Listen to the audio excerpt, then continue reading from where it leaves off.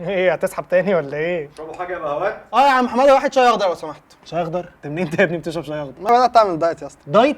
انت عارف انت ممكن يحصل لك ايه؟ بص يا اكسلانس، رمضان شهر كل حاجه حلوه، شهر المحمر والمشمر، الكنافه والقطايف، التمر والصوبيا، كل ده كفيل ان هو يغري اي بني ادم. قرارك ان انت تعمل دايت في رمضان ده بيعرضك لفشل واحباط، وانا دوري كصاحب ان انا اخاف عليك وانصحك. بص، انا ممكن اقبل ان انت تعمل دايت في اي شهر، هشجعك عليه كمان، الا الشهر ده انا مفيش حد اعرفه عمل دايت في رمضان الا وباظ مني. بص، في الاول والاخر انا همي على مصلحتك، الدايت هيجيب لك اكتئاب، مش عشان الدايت صعب، لا لا لا لا، بس عشان انت بتضيع من ايدك اطعم سيزون اكل في السنه، سيزون محتاج اكيل زيك. لو ضاعت منك الفرصه هتندم. تخيل معايا كده طبيخ الحاجه هو بيتحول من سبانخ والقاس وعدس لمحشي وحمام ومكرونه بشاميل، الا لو انت بتحب يعني القلقاس والسبانخ، ساعتها مفيش اي حاجه في الدنيا ممكن تكئبك يعني. انا جاي لك من بعد رمضان وبقول لك اللي جاي كله تقشف، الاكل ده انت مش هتشوفه تاني غير في العزومات. بلاش تعمل زي مدحت، بلاش قال انا هعمل دايت في رمضان ومن ساعتها ما شفتوش. مات؟ لا يا عم، اكتئب وقاعد في بيتهم ما بينزلش. ولا سيف اغمى عليه وفطر في نهار رمضان، الواد يا عيني بقى جاله تروما من العيال اللي عماله بتغني له يا فاطر رمضان يا مخاصم دينك. رمضان خلص وهو فضل مكمل صيام، لا بيكلم حد